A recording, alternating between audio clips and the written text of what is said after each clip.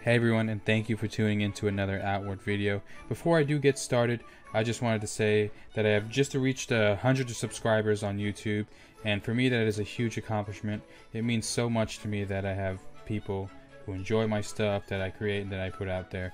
I will continue to grow as a content creator and build a great community where everyone can just come together, learn, and just have some fun. So thanks again. I will work my hardest to come out the best quality content for everyone and continue on here in the future.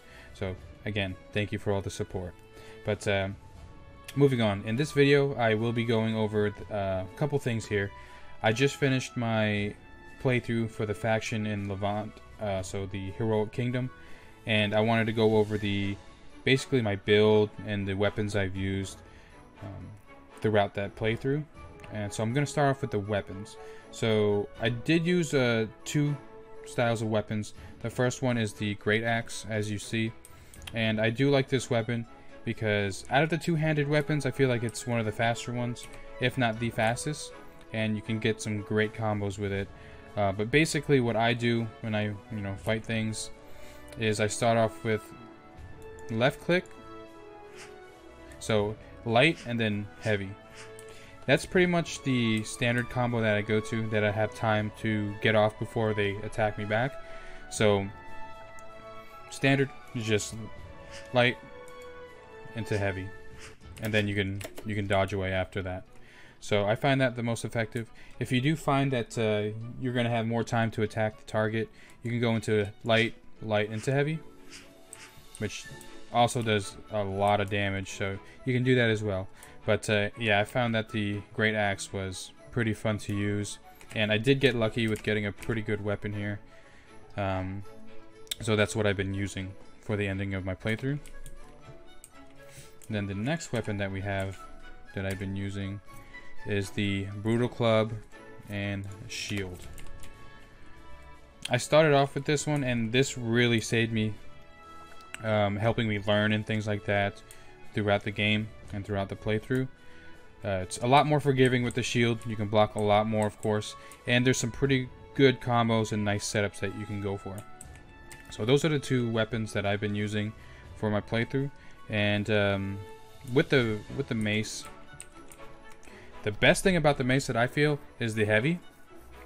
So just going straight into a heavy does so much impact, and it takes a lot of their stability away. So typically what I would do to like basic, let's say like the basic mob, like the humans, I would go straight into a heavy and then my shield bash, which I don't have equipped, but that'd be the standard combo, and by that time their stability is all around, they're on the ground, so I can get a couple free hits after that. And what I do is left click, or excuse me, because I know some of you guys are on console, light, heavy. It does move you forward a little bit, which I feel like is pretty cool, but that last heavy also, at the last swing there, brings you a little bit back, so it gets you a little bit safer of a distance. But that's the standard. To open, heavy, and then shield charge, or if I don't have shield charge, just heavy, couple light attacks would knock them on their back, and then go into light, heavy. So that's typically the combos that I've been using. Just with the weapon wise, I will go into these skills right now here for you. Okay, so I'm actually going to go over the passives that I got next. So let's see here. Where are my passives? I was just on it. Whoops. So the passives that I got, the first is the one that you get, or the trainer in the first town, Cierzo. He teaches you Spellblade's Awakening. Basically increases your health, stamina, and mana by 15 each. That was the first skill I got. Next would be the increases your maximum health by 40. I believe that's from either the person in Berg, the hunter trainer in Berg. But yeah, I got that one next. And then the last one that I received was the one in Monsoon. I got the increased maximum stamina. The rest of the stuff, spoiler, you get these two: increase all damage you deal by 15%, and increases your maximum health, stamina, and mana by 20 from doing the faction quest for Levant. I'm not sure if it's all the same for each of the other factions. I haven't finished those yet, but you also receive these cool 2 passives as well.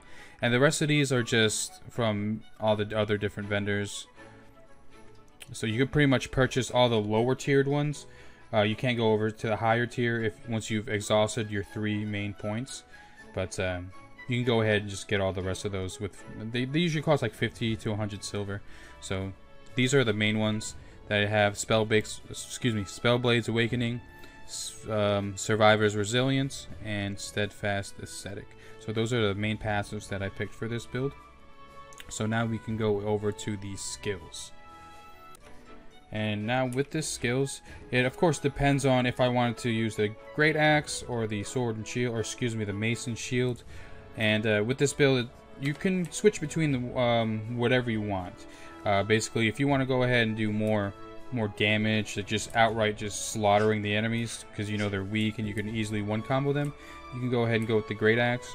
And that's with the skill set that I currently have. So I chose, of course, to get Execution, which is really good with the skill set that I have. Let me see, where would it show? Excuse me. Yeah, so Execution, high damage and impact strike that deals twice its damage against a knockdown foe. So that's really good, of course, if you knock them down. But in order to get them knock them down, you have to do high amount of stability damage. And that's where Predator Leap comes in. Of course, you would need the Rage Rune, and I have that as well. But if you leap on them, not only does it do AoE damage, but it does a high amount of stability. And then I found that if the enemy is still alive by the time you hit them with the Predator Leap and a couple swings, they'll be knocked down. You can finish them off with a with an Execution Strike, and it does a massive amount of burst. So I found that to be really cool too. The next sort of skills I went into. We got Perfect Strike, just a nice little skill to have for melee. It of course requires the Discipline boon, but it ignores all armor and inflicts pain. And pain is really good. I believe pain increases the physical damage they take. So you would probably want to start off with a Perfect Strike against higher health targets, and then go into your combo with Predator Leap and then Execution. Usually they die pretty fast. So, and as well as I got the counter. Just to have something as well to be defensive, and I found that having a counter helps me with timing, so that's why I chose it over the other tier. You get the counter from the guy in Monsoon, and it was either the counter or another I believe it's another AoE strike, but I think you like turn invisible and you strike everyone around you. But I feel like getting the counter helps a lot with timing. If you didn't want to get this skill and you wanted to go into the other skill, which does damage, which does damage at the cost of not having a parry, you can go Two-Handed Sword, and the Two-Handed Sword skill automatically gives you a parry. But I'm Axe, of course. But anyway, so that's what I have with the Axe. If I'm feeling like I wanted to do high amounts of damage, and of course you can buff them with bolt varnishes, rags, any kind of rag. Let me see. But I do have the Warm boon, the Possessed boon, the Blessed boon as skills. So I typically go with those elemental types. But of course, if you have the potions, you can use whatever you want. And since I have the axe that I have is electricity, or does lightning damage, I tend to go more lightning as well. But yeah, that's what I use with the Great Axe, and good amounts of damage. I was able to take out the Lightmender boss pretty easily with the Two-Hander Axe. Didn't feel like there was too much of a problem there, besides me just getting hit by random stuff. But yeah, Two-Handed Axe, it goes well with this build if you just want to do high amounts of damage and you just want to take out the enemies fast. And then with this build, I also can use, of course, the one-handed mace and one-handed shield, but one-handed mace and shield. And this is the skill setup I have with them. Let me go ahead and set it up real quick. So of course you would be replacing Execute with, where's it at? Shield Charge. And then we can go ahead and switch Enrage with Gong Strike. And you don't have to have your passives on your skill tree. I didn't have enough skills to put on the skill tree, so I had my passes on there as well. But you can always, before combat, just turn them on through the skill tree or the skill tab before you get into a fight. The only thing bad like that is if you do get surprised, you probably won't have time to turn them on if you do get attacked immediately. So try to gain some distance, or if you know you're going to get into a fight, pop them immediately. But with the one-handed mace and shield, let me set this up. Now, this is what I have. So I have counter strike still. Of course, I have gong strike, which you learned from the vendor in Cierzo, as well as shield charge, the same in Cierzo. The only thing else that I added differently is the, where's it at? The sweep kick, and you get that from the trainer in the slums. And you don't have to go past the second tier. This is a first tier skill, so you can learn this no matter what skill you go into. And this works really well with the one-handed mace that I have, because if you read sweep kick, it's a weak it's a weak attack with a wide arc of effect and high impact.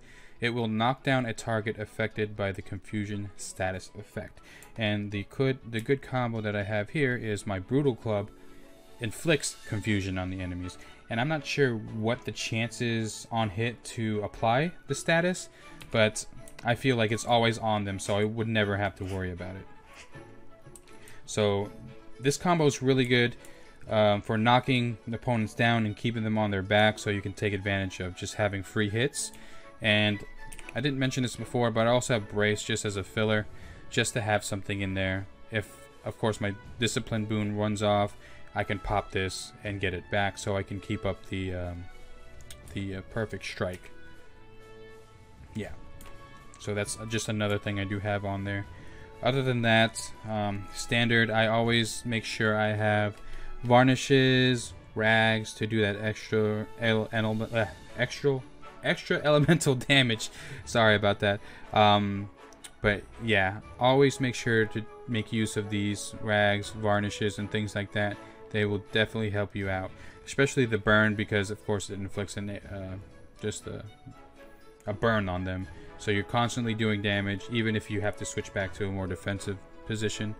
Other than that, combat-wise, of course, always make sure you have traps and things like that. But I will also be showing some preview of the build in combat if I haven't already. And yeah, that's basically what I've been doing throughout the playthrough. I wanted to test out the two-handed mace, but maybe some other time. And I wanted to use the chakram. I'll probably do that on my next gameplay, or my next playthrough with another faction, and I'll make a video of that. But yeah, I found these are the two most fun for me at start. Two-handed axe, and then the one-handed mace and shield. I feel like they are polar opposites. One does just high aggro burst damage. The other one's more patient, defensive.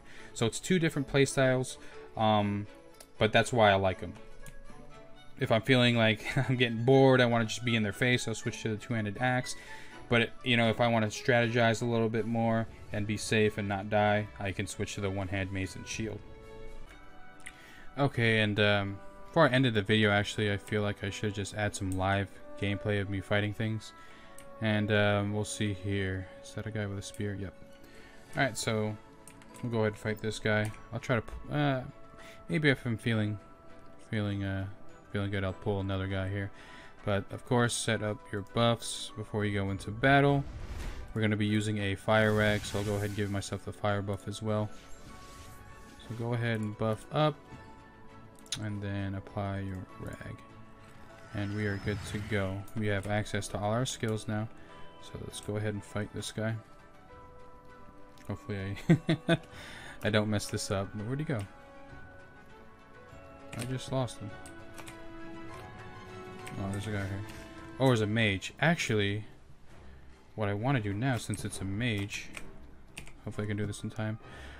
With the one-handed mace, there's actually a skill where you can spell steal anything they throw at you. So you see how my weapon's glowing red for fire, or you know, whatever. Where's he? Why is everybody disappearing? Oh, there he is, in the corner. All right, so I'm gonna see if I can lure him out here. So I'm gonna wait for him to cast, and then I'm gonna use my skill. Completely eat it, and now I have the elemental on my weapon. So that's a really cool thing with the mace as well that I don't think I put in there, but I figured I'd show it since I'm doing it live. But we'll just keep going with the ice weapon here. So this guy's probably gonna die really quick, so just yeah.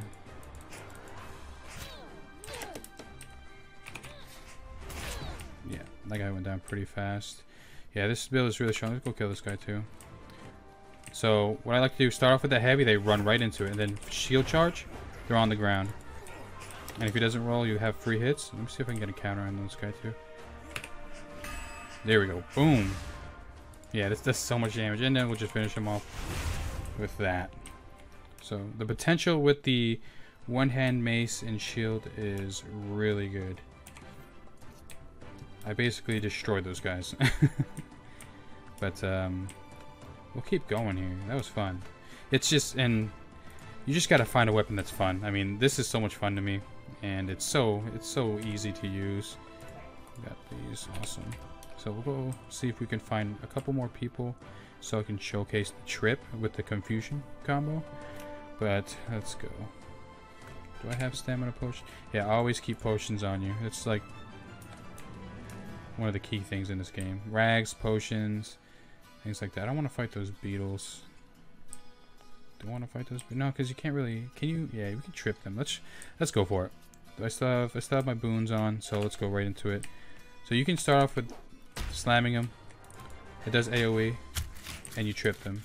And he's confused right now. You see how it's like, I don't know if it shows it. You see like the dust particle on him, on both of them. They're both confused right now. So if I go with the trip, boom, they're both going down. And it just opens up free hits. Alright, so now we're going to show off the two-handed axe. And did y'all just see that double sweep? That was pretty awesome. But I ended up actually dying, that's why I cut the video. But we'll move on to the two-handed axe here, and we'll just showcase a little bit of this. So let me go ahead and set myself up. Oops, I shouldn't have done that. So you have time to set up, of course, before they get to you. So let me go ahead and do that. Enrage, focus to get your two skills up and ready. And I didn't get the skills that when you use them, it costs the boon, because I just didn't want to go through that. I'd rather just have them always working until the boon runs off. But let's go ahead, and since we do have an electric axe, we'll go ahead and do some more bolt varnish, and then a blessed potion. And let's see how much damage we can do to these guys here with the two-handed axe. So I'm gonna immediately just go right in with a leap slam. Yeah, that did just destroyed that dude. Just finish him off with. Oh, I missed. Yep. Okay, that's fine. Okay, he dodged. Looks like they can dodge while they're doing a parry. But yeah, with the two-handed axe, got to be a little bit more. Oh, I'll just destroy that guy. I want to get let's see if I can knock him down and execute him. Ah, almost. I should have swung. That would have knocked him down. Let's go ahead and fight another pack. I wasn't satisfied with that. But yeah, definitely with the two-handed axe. At least my playstyle. It's kind of more kill them before they kill me type gameplay. Whereas the mace and shield, it's more calculated. It's more defensive. It's a lot more safe. But let me go ahead and bandage myself. I don't have any potions, so I have to be careful. But we'll just keep going before our buffs run out. See if we can find at least one more person. I want to try to knock him down and execute him. Okay, there's two people here. We can do it. Actually, since we're doing live here and I don't want to die, we'll showcase some traps as well. And traps are so OP in this game, it's unbelievable. So let's go ahead and use the good one and just lure them in here. And then we'll go ahead and you're going to slam whoever goes through there. Boom, dead. And then execute. Ah, he dodged. And then we'll end him with a perfect strike. Yeah. I wanted to get the execute in there, But I think I have footage of me executing someone. I'll go ahead and show that. But I just wanted to do some live combat just to show you guys. But I'll add in 1 or 2 more clips for each weapon after this. And yeah, again, thanks for watching. Hopefully you enjoyed. Hopefully this helps you pick a weapon. I'm having so much fun with these 2 sets, and hopefully you guys will as well. So again, I appreciate it, and everyone take care.